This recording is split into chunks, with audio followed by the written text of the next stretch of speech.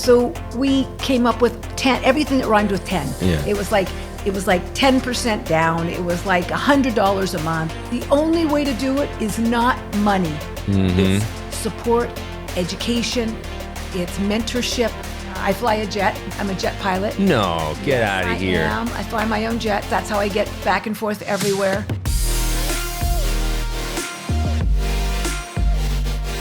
And welcome to Game Changers live from our home studio here at the College of Communications, Architecture, and the Arts at FIU. We have Game Changers each and every episode that we bring that have been phenomenal, not only in their community, in their business, their impact on people. And today is no exception. My friend Rita Case is here with us from Rita Case. She has been a true trailblazer, game changer in our community. They've been in business for over 50 years, have given just countless amounts of funding, resources, support to so many organizations. So it's not only about the business, right? It's all about the community. And we have here her book that just came out recently. If you haven't read this yet, Our Customers, Our Friends. It is a magnificent insight into such a successful business and a true power couple in South Florida. So welcome, Rita. Thank you very much. Glad to be here. By the way, the book is free. You can pick them up at the dealership. Oh, it is? Yeah, absolutely. We don't sell the book. Oh my gosh. You know, it is out there on Amazon and things like that, and all the proceeds go to the Boys and Girls Clubs of Broward County if somebody does actually go and buy one. But we'll mail it to anybody that's listening that would like this book. I will mail it to them free of charge. To their address if they just email me at ritacase@ritcase.com. Wow. I'm happy to mail the book to you. It's a great read about entrepreneurial skills and about the kind of the history of the Rita Case and Rita Case story. It absolutely is. So nothing's free today, right? So they're getting an educational book here and a biography free is fantastic because you guys do some amazing work. Let's start with that because the history behind Rita Case was an interesting, very interesting person. I've never met him. I never had the chance to meet him.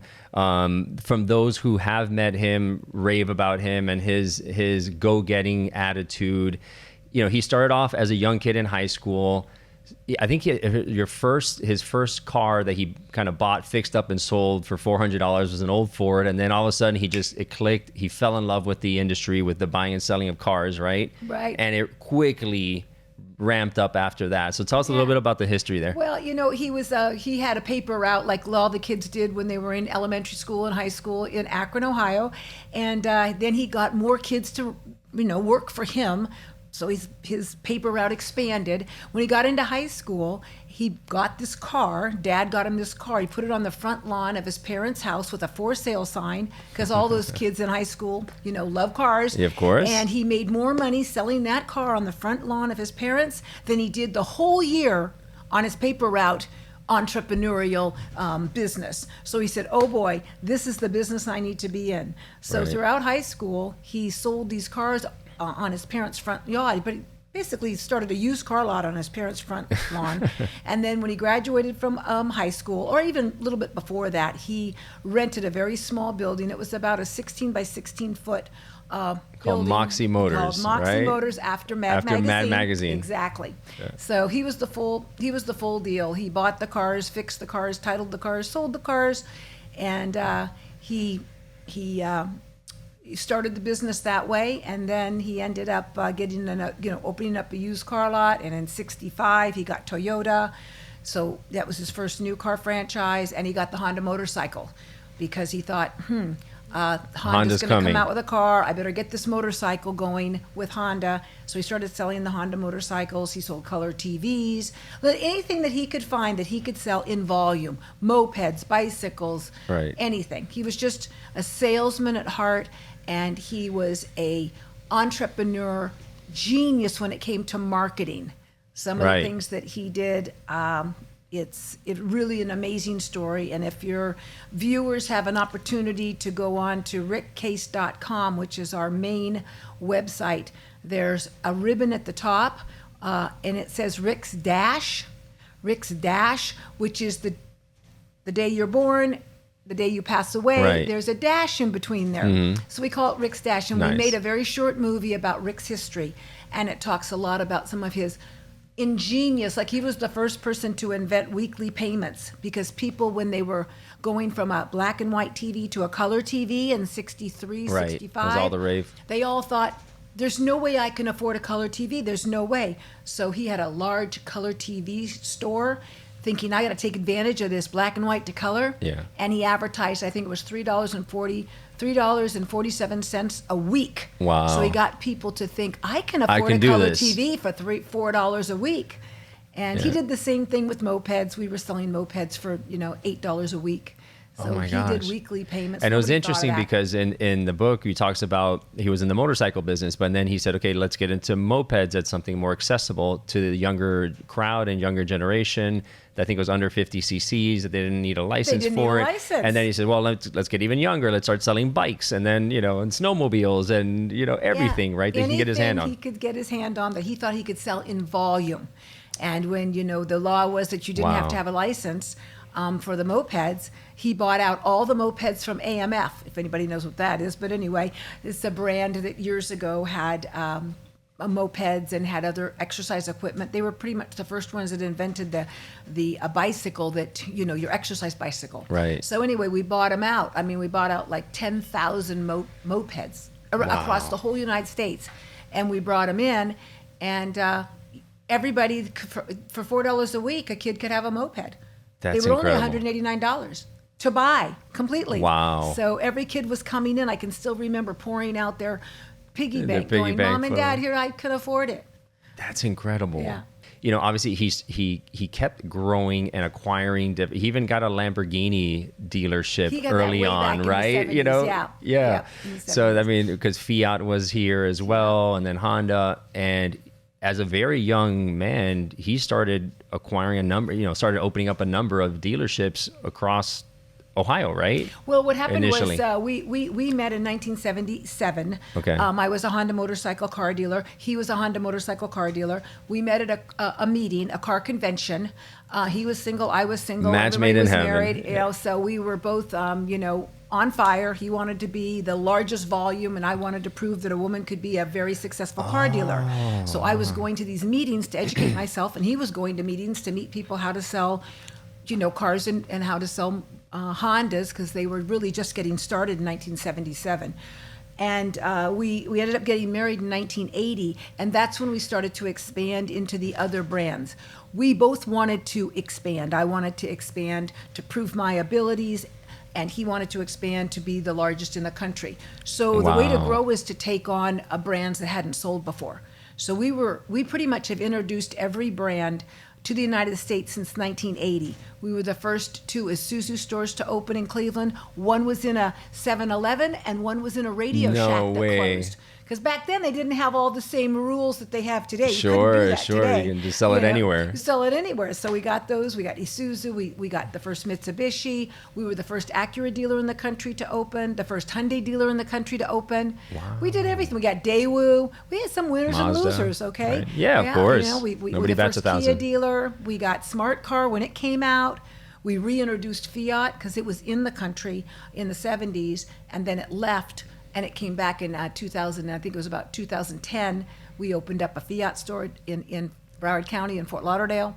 So that's how we grew the company, was introducing cars that had never been sold in the United States, because you didn't have to buy them from another dealer. We didn't have the capital to buy a dealership, buy a franchise. Okay. So you're given the franchise for free by the manufacturer if they have a point that if they have a point that they can justify opening in a state, the market area, Right, that's large and- enough. and that you sell them, that you will be their best choice for that dealer, for that brand at that location. Wow. And that's how we grew Atlanta as well. That's amazing. So you're able to acquire these franchises for free and just Yeah. basically prove that you can get it done. Well, you've got to prove that you can get it done, have the location, give them the marketing strategy, and you have to remember that, you have to be able to tell a manufacturer that's bringing, like the first Korean car, when they came in 1985, that's Hyundai. When Hyundai was coming to the United States, you're young, but Not so in young. 1985, well, in 1985 you were young. So people thought of the Korean War, that was it. Sure. There wasn't cameras like Japan to say, oh, they make a good product. The Japanese made a good product before the cars really came. They have cameras. When you think of Hyundai or you think of a Korean product in 40 years ago, Yeah, no. No, people think of Korea as only the Korean War. Right. You don't think of any products coming from Korea because there were none coming from Korea. There wasn't any brand. Hyundai was not recognized as a brand of selling any retail thing that you could say, you know what, I'm going to buy that Hyundai because it's made in Korea and I've got a camera that's great and I love it and it must be good. So here we are trying to sell a product that no one really had any idea that it was going to be a good product. So that's a challenge. And this is no different than when we were selling Acura. Remember, Acura was the first Japanese luxury brand introduced in America. That was before Lexus and before Infiniti. So Acura came out in 1986 and Lexus came out like in 1988 or 89, right in there. So we were introducing the first luxury Japanese brand. Now, why would somebody buy a luxury brand? It was a Honda. That's what people would say. Why would I pay more for a Honda? Mm-hmm. You know, I get a Mercedes-Benz, an Audi, you know, a BMW. There were other brands. So when you're introducing a brand that has no units in operation, so you have no service or parts, you have no customer base because none are on the road, you have to build the reputation of that brand to get people to believe in it. Now, Acura had a little bit of a head start because it's got Honda behind it, and people knew Honda by then. It had been kind of successful for about 5 years, about 8 years, because really the Honda didn't really ramp up until the oil embargo. And then when the Accord came out in 1979, that gave us a little bit more of a luxury kind of push, car opposed to just the Civic. And it gave us a push into the Acura. They said, well, you know, but still you really had to sell it. So it's a big risk. I mean, one of the themes that I see in the story in the book is that you're risk takers. You're looking to put yourself out there, not go with the established brands. It's like you're always on the front, like on the bleeding edge of new products, new technologies, you know, whether it's TVs or motorcycles or cars that are coming out. Did you have an appetite for, you know, the adventure of hey, we can do this. Let's go. Let's do something. Let's be a trailblazer. You know, I think that's kind of in your blood, right? It's in our blood. I mean, we felt that we understood the automobile business. We felt that we understood the customer because we were the largest Honda dealer Honda car. We were the largest motorcycle dealer in the world for Kawasaki, for Honda. Wow. No one sold any more of those brands than we did. We were the first mass marketer that mass marketed motorcycles. Most of them were mom pop shops, and it was just a Kawasaki store, a Suzuki store. We were the first company, I'm talking in the 70s and the 80s, to actually talk the manufacturers into allowing us to put all brands into one showroom. So we had Kawasaki, Yamaha, Suzuki, and Honda, bicycles and mopeds, all in the same showroom, and it wasn't a small showroom. We were using, you needed to be a big one. Getting furniture stores that had sold that were out of business. We were getting grocery stores that were out of business, clearing out all the shelves, and we had thousands of products in this, which no one was doing in the auto business. In the motorcycle business. So we'd proven we knew how to market. And so that's all we felt, is that if the product was a good product. Now, when Hyundai, we knew the Acura was a good product because we were the largest volume Honda dealer. We knew that was good. But the Hyundai, we weren't sure. And we would have to build ground-up facilities. They weren't going into any 7-Eleven or Radio Shack when they came in 1985. They wanted their proper full-size dealership, and they had an image program. You had to make it look the way they wanted it. So we spent 2 weeks in Canada. Rick and I went to Canada in 1985, and we visited because they were selling the Pony, which was the name of the car, like you think of maybe you think of a Sonata. It was called the Pony in Canada, and we visited dealerships, and we visited the president of the Canadian Hyundai office, the CEO, and we really talked to dealers and customers who'd been selling the product for several years.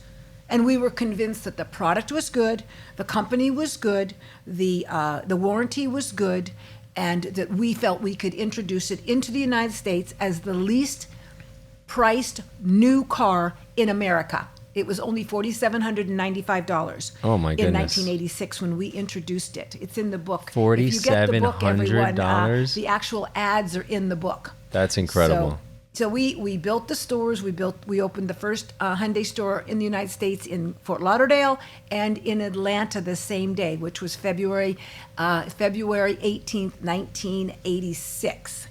Wow. Yeah. And you opened the same day. Same day. And we also opened 1 month later the first Acura store in the United States in Fort Lauderdale. Those two stores are still open and they're very successful today. So sure. Yeah, so that's and Hyundai has an unusual. So anyway, to answer your question, we believed in ourselves, but we also made sure we believed in the product. We knew you need to stand how by to sell what you're... cars. If the product was good and the price was going to be something we could market, we knew we would bring in, and how we introduced the cars was very simple. If you were interested in a car that was let's just use Acura for example. You were interested in an Acura, which is a luxury brand car. Mm-hmm. You would be looking at a Cadillac. This is 1986. A Cadillac, a BMW, a Mercedes-Benz would probably be your top list. Maybe an Audi, but 86 there was some things if you remember with Audi. But anyway, let's just use those three. So we bought brand new 1986 Cadillac, BMW, and Mercedes that matched the same size, engine size, sure. the same, that would have been something you would comparable. Be comparing it to. We bought them, they were on our dealership, and we would say, go ahead, hey, look at the difference. Come on in, visit and see the all-new Acura. Don't outspend your neighbors, outsmart them. Drive and compare. It was called Drive and Compare. We dare you to drive and compare. Don't outspend your neighbors, outsmart them. That was our line because Acura is so much less expensive. And of course, everyone wants to be considered smart, and they right? go and make a bad decision.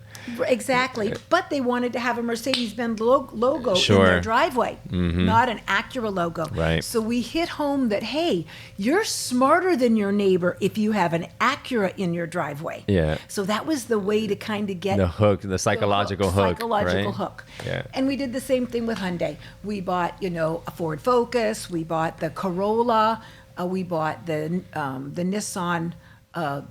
We bought those, the Ford, whatever the Chevy had at the time.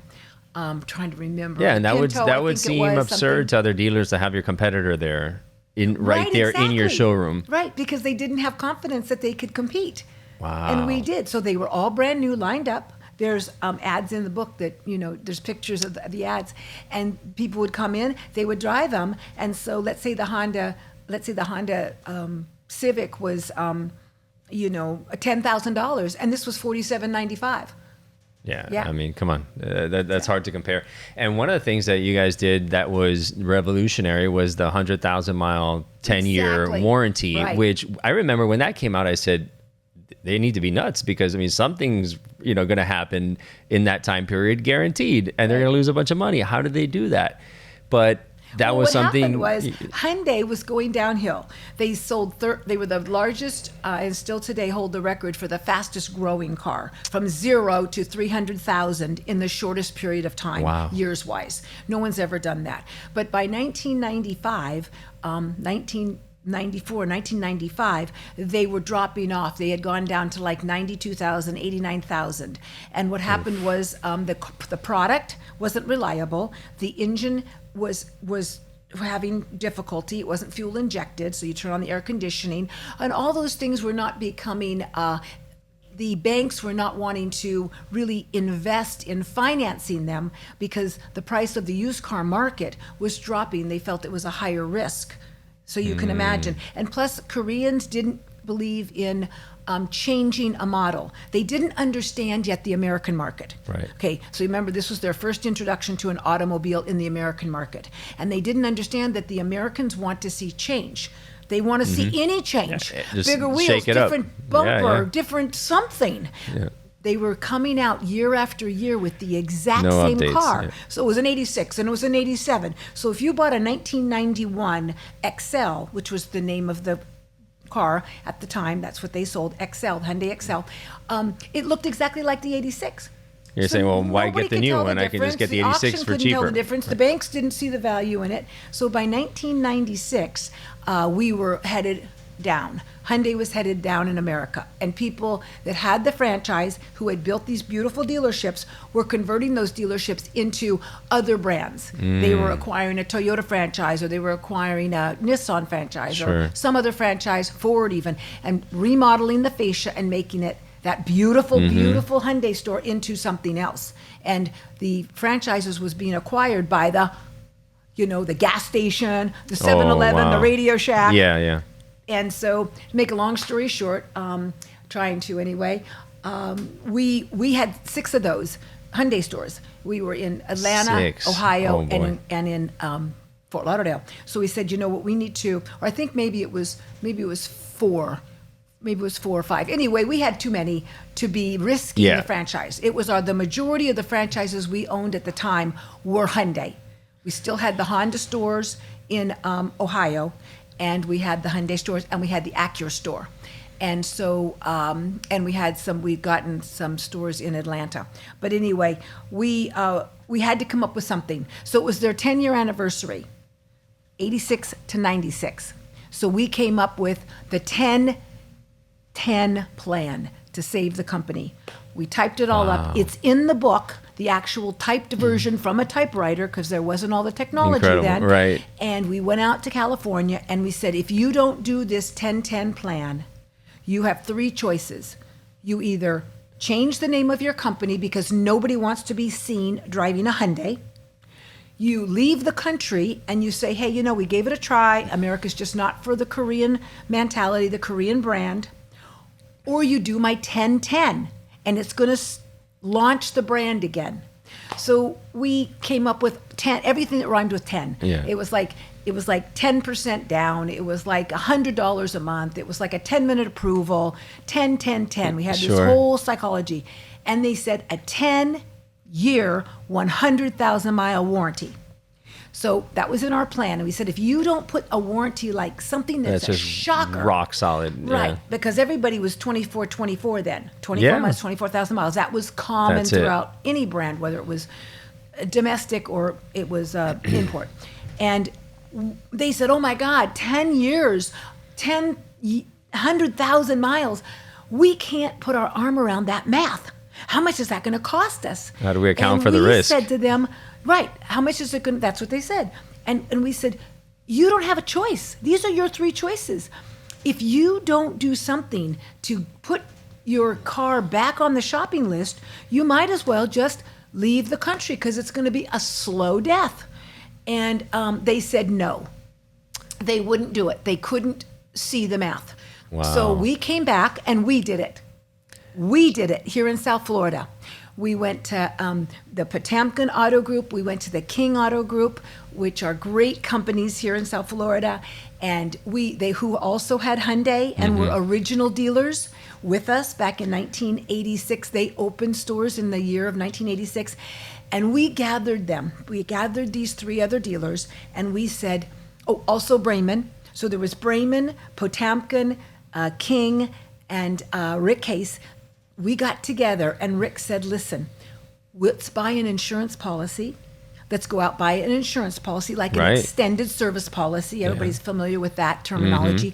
We will insure the car for after the 24 months up to 10 years and up to 100,000 miles. We'll buy an insurance policy from this. So we didn't take the risk. Sure. We put it on the cars for free. And we started advertising 10-year, 100,000-mile warranty.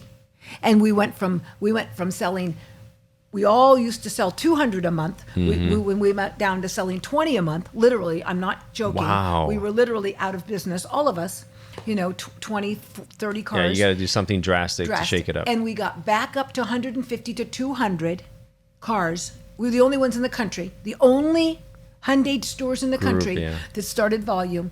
And in 1998, 2 years later, when they came out with the Sonata, their brand Sonata came out then, they put it on the Sonata.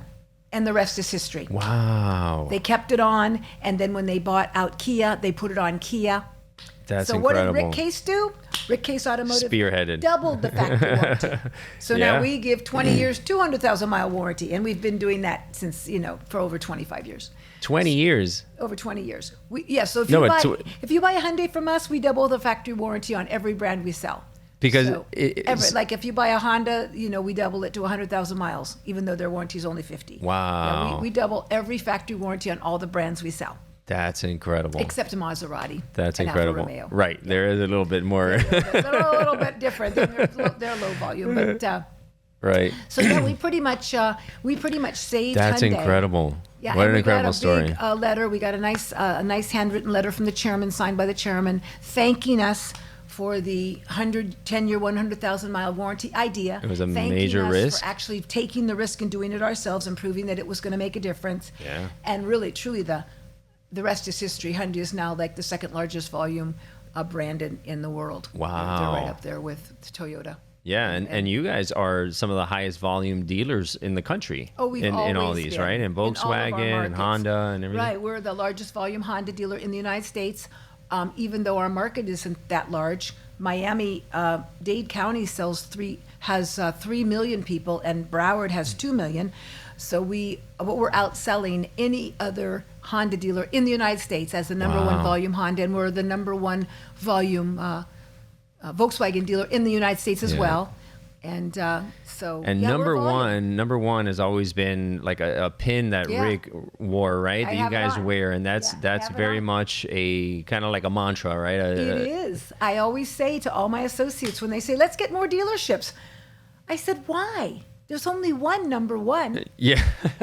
There's only one number one. Right. Focus. We're not going to go into it if we're not going to be number one. Exactly. We're number one with Honda. We're number one with Volkswagen. We're number two with Maserati. We're number three with Hyundai. I tell our people, let's get number one with all those brands, and then we can talk about expansion. Interesting. But until you've captured number one, what is having more of anything number three? matter? Why get Right. a couple number threes Yeah. and go for the number one?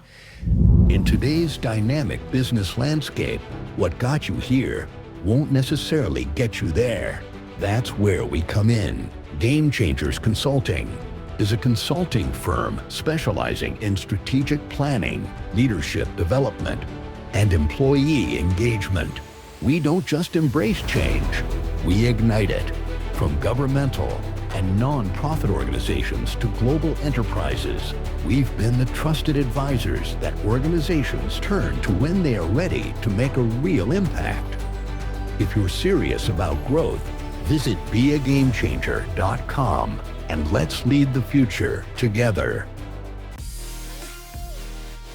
Okay, so let's switch gears a bit. Sure. The organization has had tremendous success, but one of the things that you all are known for is your community impact, the resources you provide, the funding and so forth. I know when I saw when you walk into the Rita Case dealership or office that has all the nonprofits that you support, I don't think I've ever seen an organization that supports more nonprofits than you all. I can't even name them all. Boys and Girls Club is a major one for you.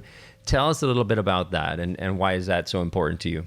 It's important to me because I'm a good person. Right. Because Rick and I care about people, and because we're in the people business, and we had all these bicycle stores, we were seeing kids wanting a bicycle at the holidays and all year long. And we said, you know what? Why don't we ask the community to bring in the bicycles they no longer need in their garages, bring in their bicycles, we will fix them up, make sure they're workable, because we had all these 14 all bicycle the service stores, shops.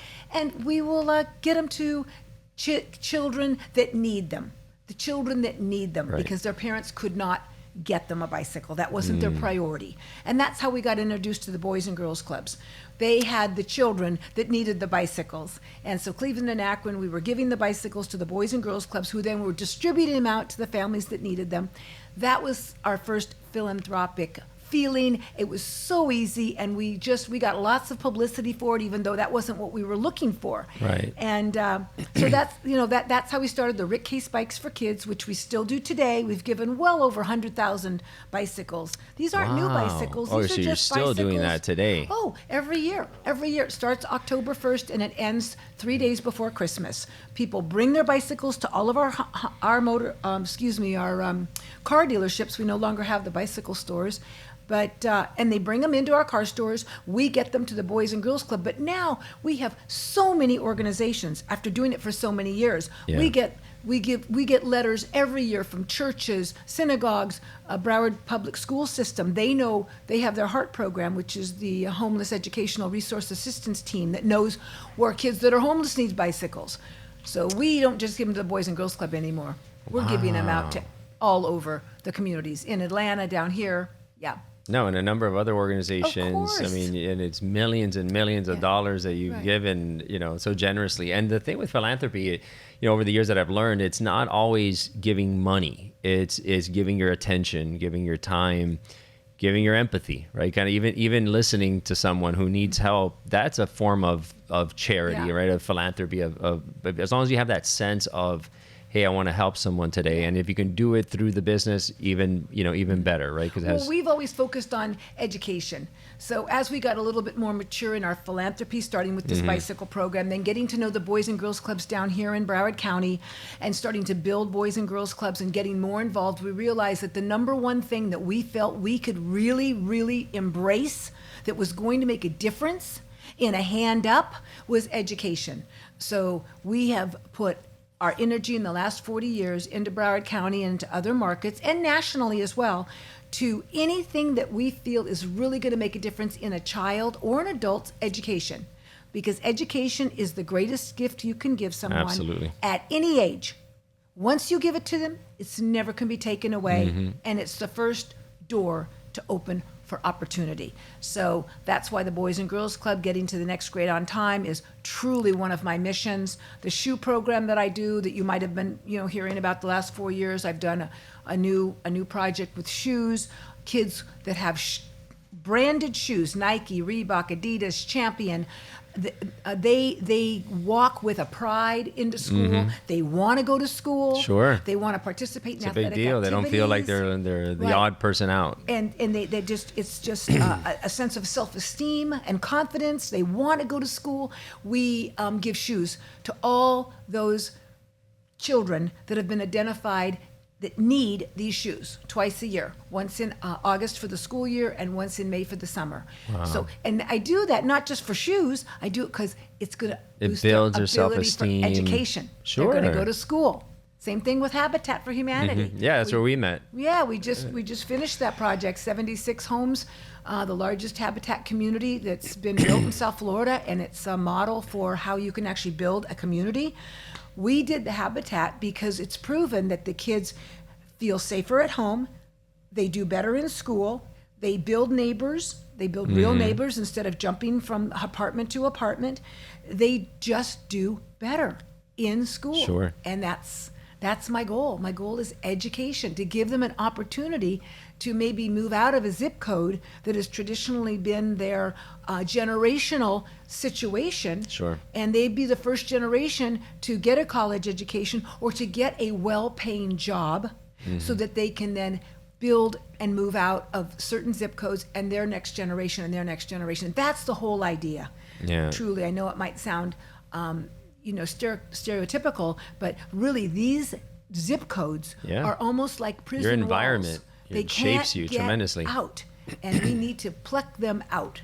And it's the only way to do it is not money. It's support, education, it's mentorship, it's giving them a positive attitude, it's showing them that there is another opportunity that they can have. The American dream. Sure. No, and it's tremendously important. The environment that you grew up in, it definitely shapes you.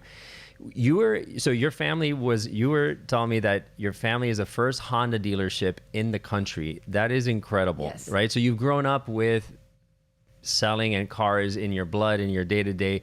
What's a day-to-day What's a typical day in your life? Do you have a typical day? Or Well, back then, when I was trying to sell in 1970, when the Honda first came out, and my dad was the first Honda dealer in the United States, in America. He had the Honda motorcycles, so they were giving it only to the Honda motorcycle dealers. Sure. That was their own distribution. So I had a driver's license, and so my dad says, we cannot sell these, Rita. We can't. There was a 600cc air-cooled engine. They called it a pregnant roller skate because it was so small. It was smaller than the VW Beetle. And the engine was only 600 cc's. And we were selling a 4-cylinder Honda motorcycle with 750 cc's. So he says, Rita, you've got to drive this to high school. You have to sell it to your friends. It was only $1,295. So I was like the first person selling. I was the first Honda salesperson. And I drove it to school and I sold them. And I loved people. So I worked in the business my entire life from the time I was 7 years old and I could answer a phone or put together motorcycles, because back then you had to put them all together, sweep the floors. I put away parts. I followed the parts numbers and put them in the boxes. So I was in it. I did every position. And so, you know, I wanted to be in the business, not for cars. I can't say that I was loving cars, because I probably, if my parents were jewelers, I probably would have said, Mom and Dad, I want to take over the jewelry store. Or if they were a women's clothing store, I'd probably say, I want to take over the women's clothing store. But my parents were motorcycle dealers, and it was all about people. So I said, I want to take over this motorcycle store that became a car store. And like I said, that's how I met Rick. So my day-to-day today, after meeting Rick because I was running my parents' dealership then, and he was running, so we got together and we built the Rita Case Automotive Group. But my day-to-day today, fortunately, of course, you know, Rick passed away 5 years ago. It's, believe it or not, seems like it was yesterday. So fast. And is to run the business. I am the CEO of the dealership. I was always the COO, so, you know, it wasn't that big of a change. And so I keep the business, and I try to share my message.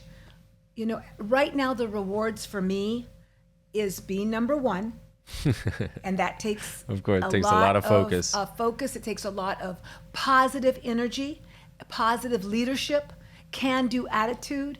And with Rick not there coming up with all the marketing ideas, I knew I had to come up with some without him, because nobody can come up with what he could. Yeah. So, you know, I came up with 4 years ago, you know, in and out in 90 minutes or less, or your first payment's on us. Yeah. Because that's the number one aggravation for people. The number one aggravation for people on all the surveys is it takes too long to buy a car. Sure. So I said, well, I need to solve that. Exactly. Just like I needed to solve it with the Hyundai. With the warranty. When the Hyundai, or with the Hyundais when they came out, you had a 10-day free trial. You don't like the Hyundai, bring it back in 10 days. Turn it back in, you get your money back, go on your way. Nice. We did the same thing with the Acura. We've always done that with every brand. You don't want the car, bring it back. We don't want you unhappy. But so that's, you know, that's what I do. I get my people excited, and now I'm excited to be on your show to share my story, because at this age, what's important to me, besides being number one, is helping others believe that the American dream is still alive and well, that you can do anything you believe you can do, whether you're a woman in a male-dominated industry, or you're a male in a female-dominated industry, or your parents say you can't be a brain surgeon, but you know that's what you want. Believe in yourself, go out and find other people that believe in you, and make the American dream. That's what I did. In 1970, when I told my parents I wanted to be a car dealer, I wanted to be their succession, my dad says, Rita, women are not car dealers. Go be like your sister, who was a great nurse and turned out to be a great nurse anesthetist, anesthesiologist. That's the path that women take. I said, but Dad, I love it here. This is fun. Selling cars is so much fun. Why would I want to do something that wasn't fun? I don't like blood. I don't want sick people around me. That's for a certain personality. Sure. So I bucked it all the way. Oh my gosh. And still I buck it. There's very few women that are car dealers still today. It's true. And the majority of them, I would say 99.9% of them, came from the heritage. Either their father or their husband is how they ended up becoming a car dealer. Something happened in a relationship like that. Very few women. I don't think I've met a woman, actually, that has just gone out and bought a car dealership on her own without just to be a car dealer. Right. You know? Unbelievable. And you have an infectious, tremendous amount of energy. I don't know where you get it from, but like, what, do you work out a lot? Do you? I've got a trainer every morning at 5:30 that comes to my house. 5:30? Yes. Wow. So, every morning at 5:30. We start at 15 minutes to 6, and she leaves at 7 because I got to get to places like this. Unbelievable. Yeah, no, I love it. I love that. It definitely gives me the energy to go. I think eating right is really super important. I don't eat stuff that's going to bring me down. I just don't. And it's, you know what brings you down. It might bring you up for like half an hour, but then eventually it's like, Sure. So I'm a healthy eater, and I like to work out. I don't have very many hobbies. My favorite thing to do when people ask me, what is like your most favorite thing to do that's not selling cars, is I fly a jet. I'm a jet pilot. No, get out of here. I fly my own jet. That's how I get back and forth everywhere. You are kidding. I take my managers with me as well. Yep. Is there anything this woman doesn't do? I got my pilot's license. You just blew me away with that. Yeah, I got my pilot's license when I was 16. My parents had a small Cessna. They were car dealers, but we had a little Cessna as a hobby. Unbelievable. And I said, well, if my mom can fly this Cessna, I'm going to fly it. So I started taking lessons. And then when you're 16 is the youngest age, I was able to solo at the local airport in Santa Rosa. Wow. And I just continued to keep my license throughout the years. And then when Honda was going to come out with a jet, that was in 1970s. Don't tell me you wanted to be a jet dealer. No, I wanted to be a jet pilot. Yeah. No, I stick to what I know how to do. Wow. I'm going to learn how to fly the Honda jet, which was 2006. And so now I have a little bit bigger jet than the Honda jet. Sure. Small. Yeah. But That's incredible. I love it. It's my favorite thing to do. Unbelievable. So I look for places to go. Well, I'll tell you, we'll go find some places to go. Yeah. This week I'm going to Washington, D.C. For the Horatio Alger. I'm a Horatio Alger member, which is quite an honor, distinguished American. Absolutely. So we have our event every year. So I'm always looking for places to go. That's fantastic. Well, Rita, back and forth to Atlanta, I tell all you, the time. you are a game changer. Absolutely, hands down. I mean, just from 7 years old on, you've been doing some incredible things, not only in business but inspiring women.